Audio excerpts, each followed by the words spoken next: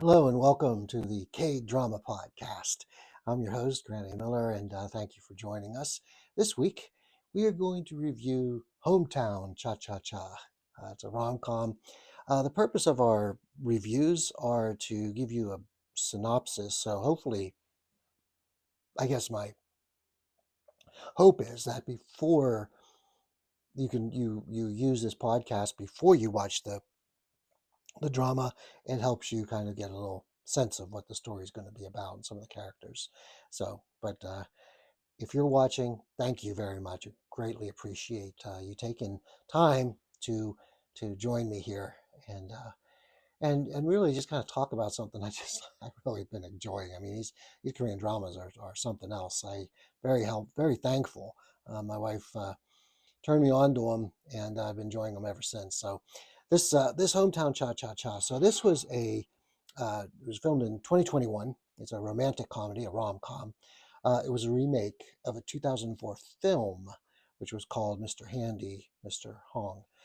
Um, this when it was playing, this drama got the highest ratings in Korea. So, and deservedly so. Yeah, when you watch this, you're gonna like it. Very fun, very entertaining uh, drama. So let's just talk first of all. We have the two main characters.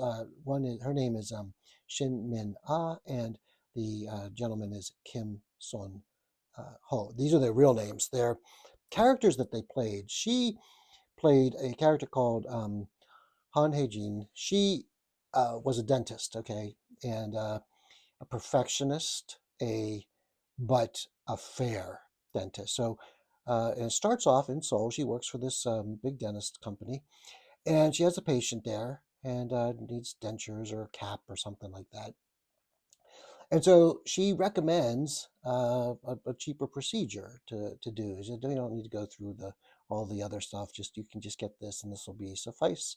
This will work for you. Well, then later on that day, the head doctor, the head dentist, uh, said that she's called the patient and said, no, we're going to go with the more advanced, the more expensive treatment because it makes more money. And she was very annoyed about this. It's like, hey, this is my patient. I told them that this is the best for them. They're under my care. And the other one said, well, look, we're in the business of making money here. We can't just pay your salary giving things away. So along those lines, kind of rough.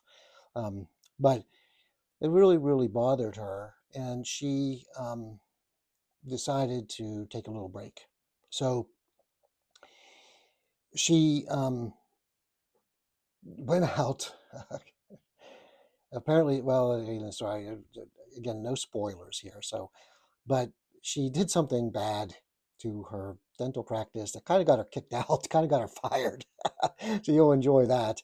Um, but she was she's a high maintenance, high style, bougie lady who liked to spend money, and this was going to be uh, hard for her, right? Not working, and so she starts applying to other.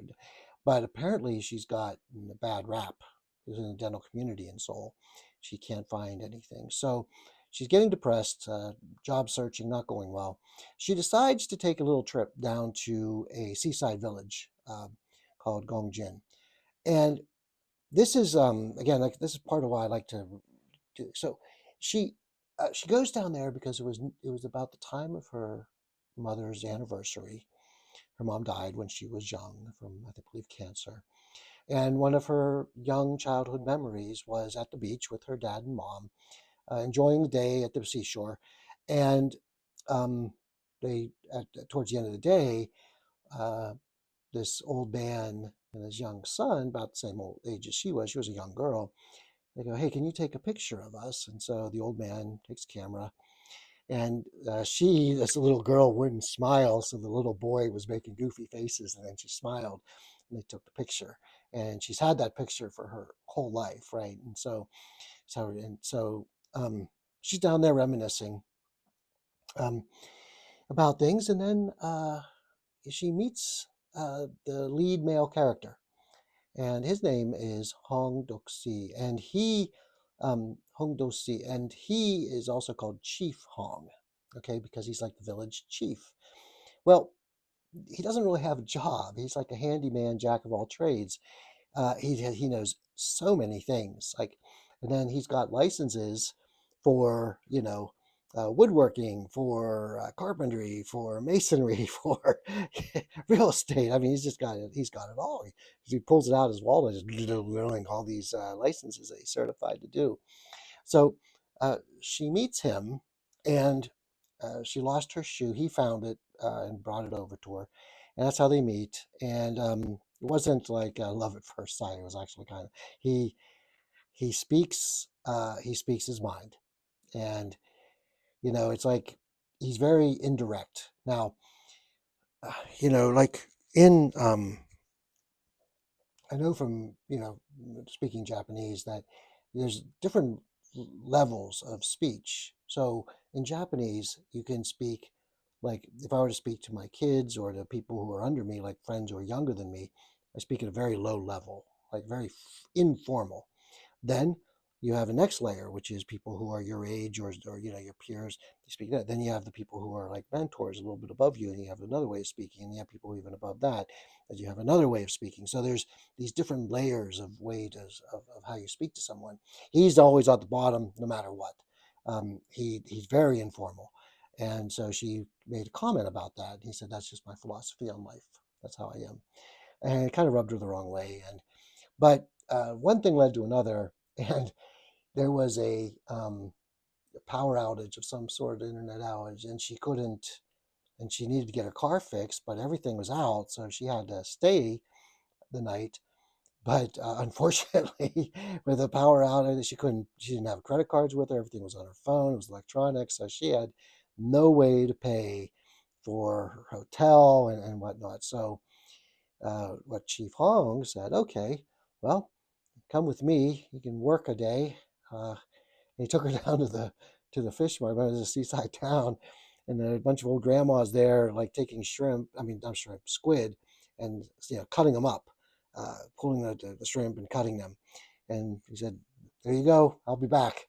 And he left her there, so she worked, and she made money to pay for things that she purchased. And then, of course, power came on, and she was able to leave.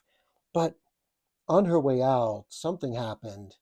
I think her old boss called or something, and she turns around, goes back to the village, and decides that, because there's no dental office there. The nearest one is like 12, 20 miles away. So she decided, you know what, I'm going to set up a dentist office here, and so again, it's like Chief Hong, he's the real estate guy. Chief Hong, he's gonna like take that. She gets the apartment, and he's gonna fix them all up for her. So he's like everywhere. He's all the time. He delivers the lunches. I mean, it's such a nice story. Uh, it's very very fun. Now, to me, um, it's the supporting cast which does it for me. I liked her I liked the doctor's. I liked her role, but I don't think the writers of the show kind of pigeonholed her, if that makes sense, boxed her in.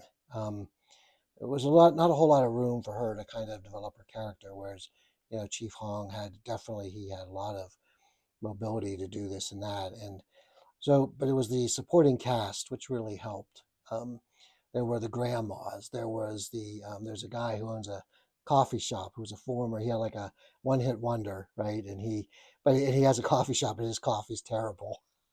So he can't make the coffee, which is funny. There's, the restaurant owner and the lady who owns the building where the dentist office is. She's a lot of fun. And there's another lady who owns a Chinese restaurant, and I mean, it's just all the neighbors and all the supporting cast.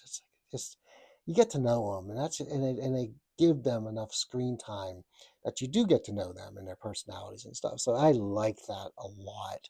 Um, and so, it helps fill out the story. And You know, they're both. She, like I said, she to me, she did a good job. I mean, as an actress, she did really good with what she had to work with. So I appreciated her. Chief Hong, very upbeat, very pleasant. Hard not to like him actually. And this is a story that will not disappoint. So you may have to get through the first episode. I know after the first episode, I was just like, kind of, what? It was a little hard to grasp. But yeah, by that second one though, I kind of started to. They give enough attention to the cast and the surroundings that you start to pick up, and so um, yeah, it's really enjoyable. So I hope you watch it. I hope you enjoy it. If you have any comments about this podcast, please put a comment in. Let me know. Happy to uh, talk about some of the episodes too, if people would like that. So thanks so much. Bye bye.